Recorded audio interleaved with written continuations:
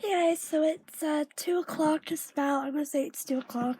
About 5 minutes till 2 or something like that. I watched YouTube for a while and I always do. I watch YouTube all the time. And one thing I've had in my mind since Kappa, since YouTube got in big trouble with Kappa, which is online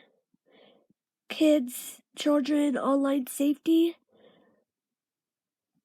The FTC, the COPPA and FTC, they're talking about kids' safety stuff and all that stuff and everything, and I am just freaking out. I am afraid I'm gonna get in big trouble, and they're gonna take my YouTube.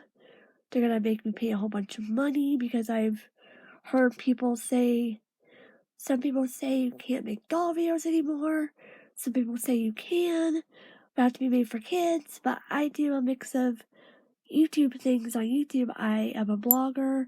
On occasion, I am a doll collector. And I do it to where I'm not talking in a little kid voice. I talk like how I usually talk. And I talk about the doll, about my American Girl doll, in a way that's on a collector base of a older experienced collector.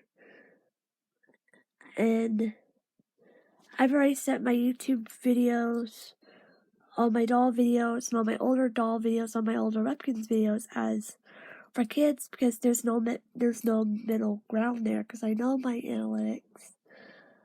I have people that are older than 13 or older than 12 gap that watches my videos, and I know deep down in my heart that it's not little kids, I don't think anymore, that watch my channel no more. It's the older collectors that are teenagers and adults and women. And on the couponing side, I know who watches it, and I know chronic illness side, I know who watches it as well. That's another thing too. Chronic illness. Everybody has chronic illness. For me, I've had my chronic illness since the day I was born. So I feel like YouTube isn't seeing that me making my videos, showing like my feeding tube and stuff, if I put it not for kids, even though everybody, because I know I've had a feeding tube since I was a baby, and my sister since she was about first grade, second grade. So from a very young age, we have had our feeding tube since I was a baby, and my one sister since first grade. So I know that growing up with chronic illness, it is not just over 13 plus, 13, 14 years old. It is everybody. Everybody has a chronic illness like a feeding tube or a portacalf, and they feel like, okay, so I know it's totally, because I know there's a lot of people on YouTube who just chronic illness feels like how I do. But I remember coming onto YouTube and I was starting to do sub-Q. I had no clue what that was. I had no clue what sub-Q was. Subcutaneous IVIG, and I remember looking up a video of a girl, I don't think she makes YouTube videos anymore, but this girl, I forgot her name, but she got sub-Q, and I saw what it was. I'm like, okay. Then I realized what it was, and then at some point, years down not too long into me starting YouTube, I showed my sub-Q pump. I never showed where I got my sub-Q at, because it was a place where I didn't feel comfortable showing. So because YouTube is something you do and you tell me the arms or legs or behind, but because I'm very tiny, I don't got a lot of options or where to put the subQ needle, so we did it behind. So yeah, so me seeing that video of subQ about what it was for the first time gave me comfort. So I slowly but surely started implementing my chronic illness story, showing bits of my life being chronically ill over time since day one of me starting YouTube, and I wait, where's okay, duh, it's right there, Rachel, duh. And it wasn't until because I always knew, because for a long time I thought it was like at where I live there's a CRS. I think CRS is nationwide. I don't know, but where I live, I grew up going to CRS. I think my sister still goes to CRS, but we grew up going to CRS. We see our back doctor. For at some point it was neuro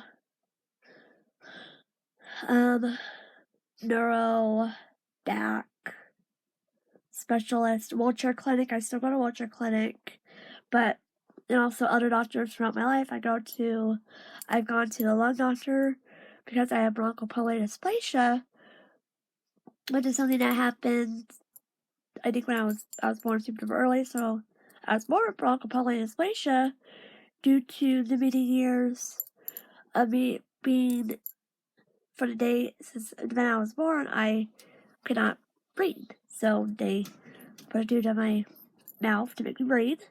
Then at some point, I got a trach, and I don't have a trach now, but when I was little, up until a couple months old, up until like 4 or 5, 5 or 6, I had a trach.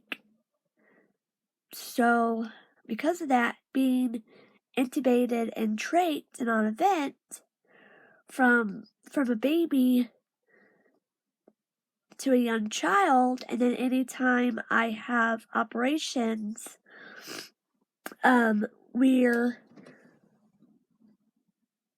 anytime I have a bronchospasm is kind of like an asthma attack, but we are always mindful of realistically knowing, like, okay, if I intubate her, she'll get scarring more, because my lungs are really scarred from being from trach and all of it, and it's a lot of damage to my lungs from being premature, on top of a lot of other stuff medically from damage done to my lungs when I was little, from being on a vent multiple times for a long time, and then trach till I was like 5 or 6.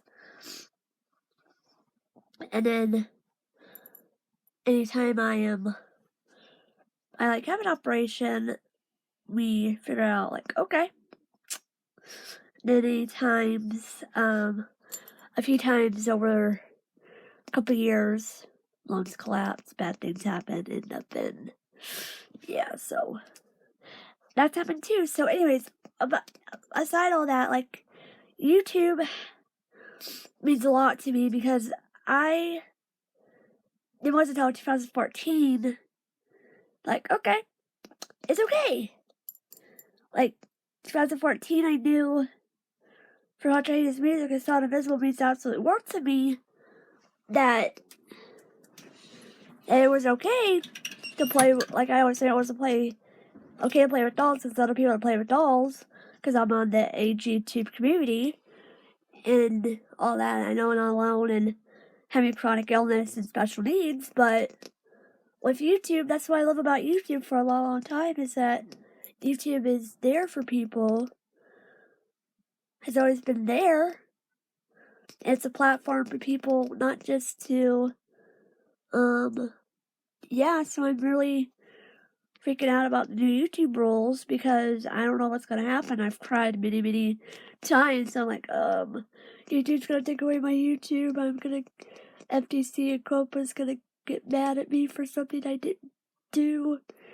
And I'm so scared because which is why I've never even been, then I've never been a YouTube partner.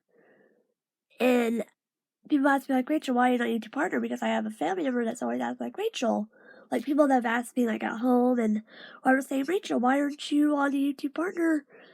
Like, Rachel, why aren't you making video money from your videos? I'm like, I don't know, I just did it for a hobby, and I'm so happy I never did, because now the new YouTube rules are being implemented in a few days, and I am unsure of what to do. So right now, I'm kind of changing up my channel, and I don't even meet qualifications for being a YouTube partner anyway, so there's just no point in that. So I never met the qualifications to be on a YouTube partner program as it is, so I don't know, and there's a lot of other things too, but seeing that YouTube has changed a lot, and it's scaring me to death, like it's scaring the poop out of me, because I don't know what to do, because I love dolls, I love doing arts and crafts, I just don't know what to do, so I'm like, okay, there goes my hobby.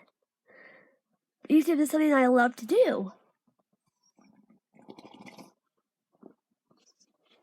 And I've already put on my YouTube channel already, by the time I started, a whole bunch of videos relating to dolls and webkins and all that stuff, and I put them as kid friendly because I don't know.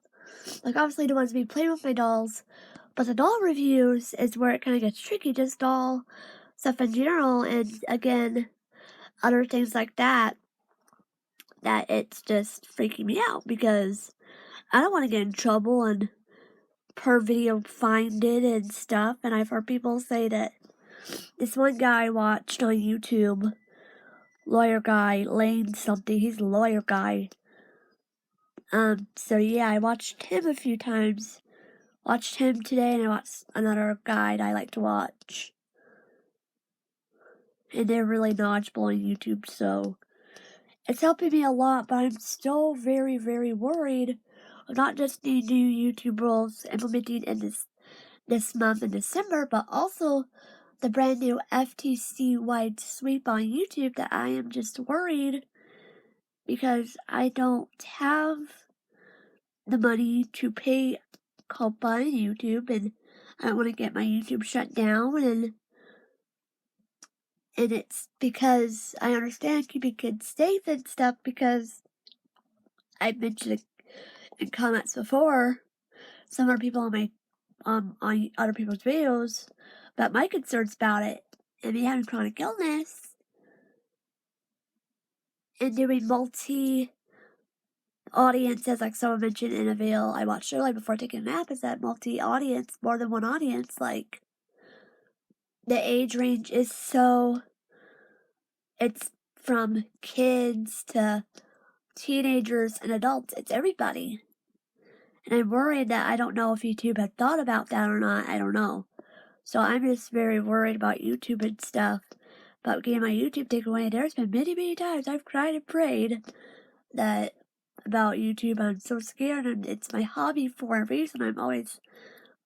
This is why YouTube's always been a hobby for me, guys, because you just never know, and I don't want to worry about something that's, well, one, I don't want to mess with my, but anyway, so it's always my hobby for this reason, and I've always wondered, like, maybe on YouTube for a long time, this has been my hobby, and this is why, because YouTube always changes, well, not always changes, but there's a lot of things that I see, that I've seen happen as long as I can remember being on YouTube, of why I never been a YouTube partner. So, talk to you guys in a little bit later. This will be like part 3 or something for day 2. So, yeah.